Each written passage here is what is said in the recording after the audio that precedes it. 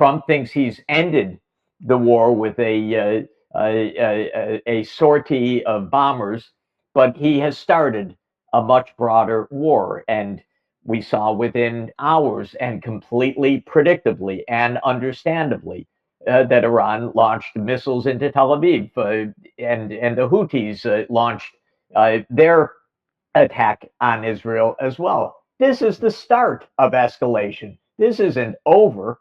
So there's a mindset which is extraordinarily arrogant in U.S. leadership that we call the shots. So Trump probably believes that he's not entering a prolonged war. He probably thinks, well, I got the job done. But this is a kind of stupidity compounding on this underlying deep state reality. What Jeffrey Sachs is pointing to here is something we've seen play out repeatedly. This dangerously simplistic view that military strikes somehow resolve deep-rooted conflicts.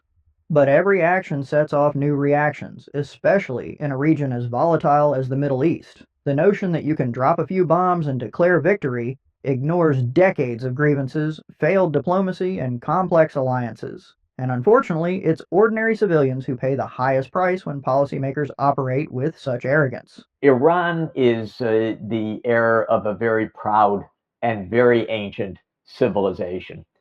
And Iran, there's a lot to say about it, but one thing that they do know is the United States and Britain did a lot to undermine Iran's place in the world in the second half of the 20th century. In 1953, which is a right starting point for the current situation, Britain and the U.S. took great offense to a radical idea of the Iranian prime minister at the time named Mossadegh, who said, you know, the oil under our sand is ours. And the British and the Americans said, no, no, no, no, that's ours, and you're never going to get it. And they overthrew Mossadegh and put in a police state. And that police state lasted until 1978. The 1953 coup remains one of the most consequential yet often forgotten turning points in U.S. Iran relations. By overthrowing a democratically elected leader for control over oil, the U.S. and Britain planted deep seeds of mistrust that still shape Iran's foreign policy outlook to this day. Then the Shah of Iran, who was physically ailing but had profoundly alienated his society through police state measures for decades, was overthrown in the Iranian Revolution. When the United States took in the ailing Shah for his cancer treatment, students overran the U.S. embassy and held Americans hostage, and that became one of the great causes of America, that we've been humiliated and Iran is our mortal enemy. And in fact, there was no attempt, maybe it's too much to ask, but there was no attempt whatsoever in those days to understand, what is this about?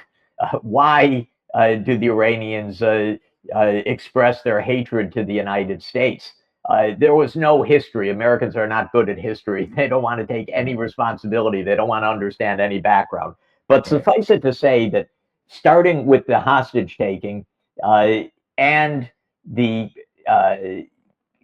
fear of this new regime that took power in 1979, the United States almost immediately went into combat against it. We armed and funded Saddam Hussein in Iraq next door to launch and continue a very, very violent war against Iran that killed a lot of people, hundreds of thousands of people. Supporting Saddam Hussein in a brutal war against Iran cost hundreds of thousands of lives.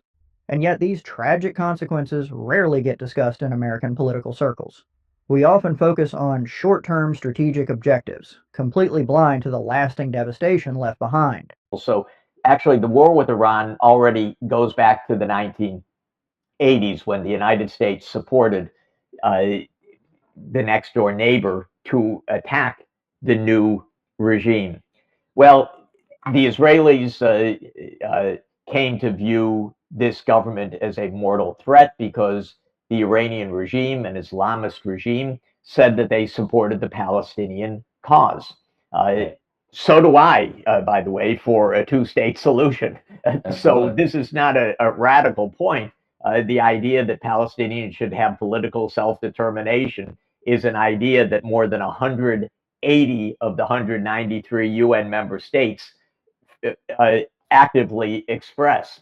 But for Israel, and especially for this movement that Netanyahu leads, this Likud political party and this Greater Israel movement, any supporter of the Palestinian cause is a mortal enemy. So Iran became mortal enemy number one of uh, of Likud and of Netanyahu's Israel.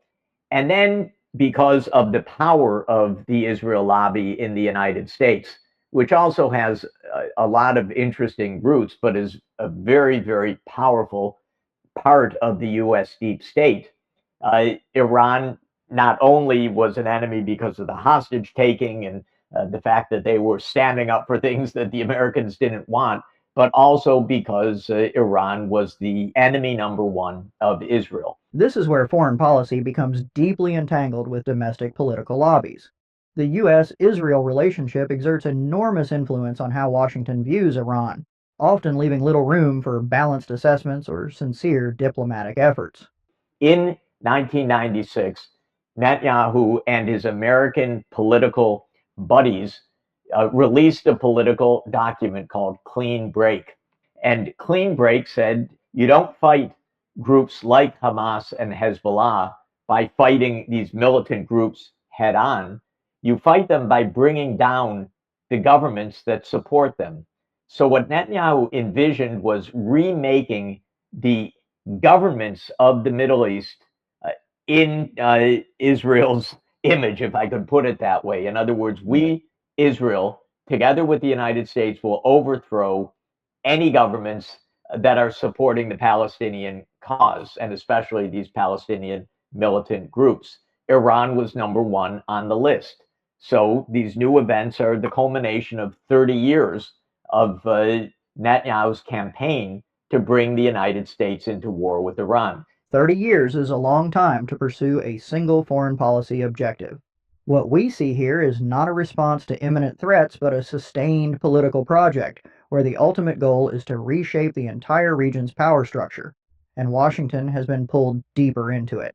Now, one crucial point that people need to understand, and is so contrary to the propaganda that we hear day in and day out, is that the Iranians, for decades, have been saying we want normal relations with the United States. We do not want nuclear weapons. We want the U.S. to end its sanctions. We are open for an agreement in which we are inspected and monitored. We want a civilian nuclear power program, as any country can have. We do not want nuclear weapons. Indeed, the religious supreme leader issued decades ago a religious ruling, a fatwa, that said Iran will not have nuclear weapons. We don't want them. Iran said that to the International Atomic Energy Agency. Iranians, academics, and senior officials have been coming to me for decades saying we want to negotiate with your government. We want to normalize relations.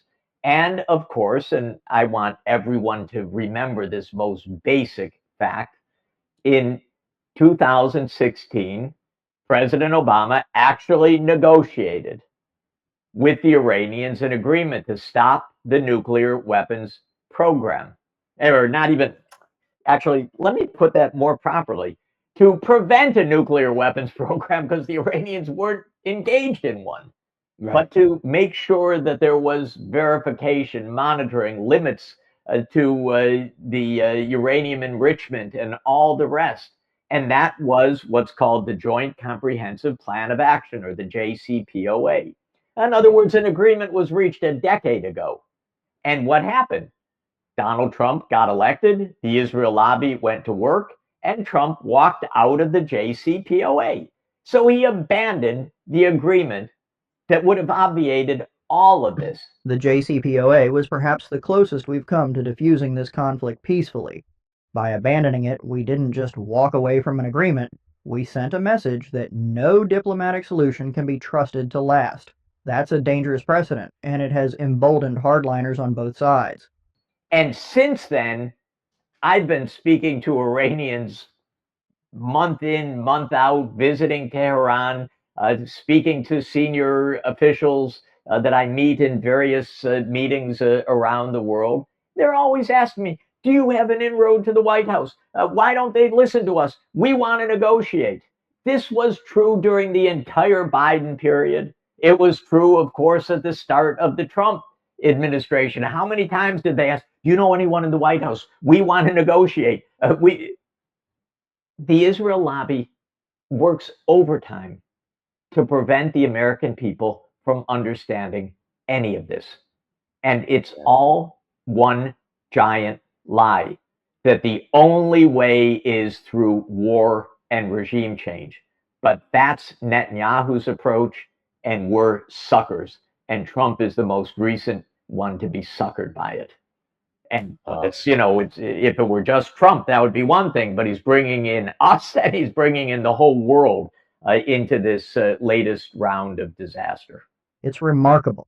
For years, Iranian officials have actively sought dialogue, even quietly asking intermediaries for openings, but Washington often refuses to listen. We demonize entire nations while ignoring genuine outreach that could break the cycle. Is the U.S. going to try to install a coup government next? Well, Netanyahu is absolutely explicit about it, that the Iranian regime needs to be brought down. Trump has made some, especially ugly posts on Truth Social in recent days. We know where the supreme leader is. We could kill him at any moment. We're not going to do so, but, we'll see. By the way, this crudeness that you cannot imagine a president of the United States engaging in kind of mob talk. When a sitting president casually discusses assassinating foreign leaders on social media, it cheapens the entire office. These aren't just words, they erode any credibility we might have as a responsible global actor. Statesmanship requires restraint, not inflammatory threats. Even though the mob talks in a more sophisticated way than this. So it's really... it's very disheartening, but there's no doubt what Netanyahu wants. But this whole regime change business, this is core to America's foreign policy approach.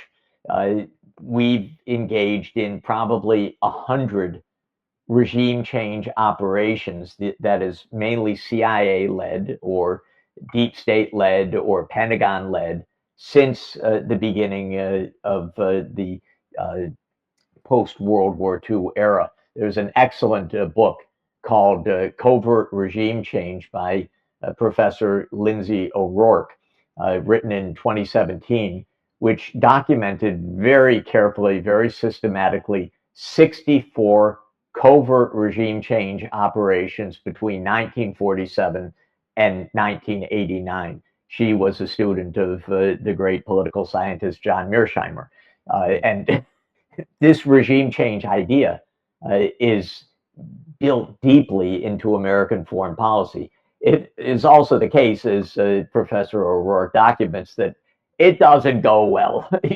Many of the operations fail. Those that succeed also fail, because instead of creating a new stable government, you end up with a cascade of coups, or you end up with civil war, or you end up with a government structure much worse than the one that you thought you were bringing down, and so forth. So there is a deep naivete and a pattern to all of this. We've seen this playbook again and again, from Iran to Iraq to Libya. Regime change often creates more chaos than stability. Leaders fall, but unresolved political grievances remain. True peace requires the hard work of diplomacy, not quick fixes through force. I should say, by the way, that Israel's foreign policy approach is twofold. One is to assassinate foreign leaders, and the other is to drag the U.S. into Israel's wars. So Israel also very much plays by the idea that we just need to take out the supreme leader or kill the head of the military or take out the head of Hezbollah and all will be fine. Of course, nothing could be further from the truth. The wars and conflicts that we have are based on politics, not on individuals. The issue with Israel and Hamas is not about the leader of Hamas or the leader of Hezbollah or the leader of Iran. It's about the fact that 8 million Palestinians are under Israel's oppressive thumb and are seeking their political self-determination, which could come with a two-state solution once again. So the whole idea of regime change as the elixir, which is going to fix the situation, is delusional. Sachs is absolutely right. This obsession with regime change has become almost ritualistic in American foreign policy. But history keeps showing us that removing leaders doesn't remove conflicts. The real drivers are political, social, and cultural grievances that outlast any one regime. Until we acknowledge that, we're doomed to keep repeating this cycle, destabilizing regions, creating power vacuums, and leaving a trail of broken nations behind.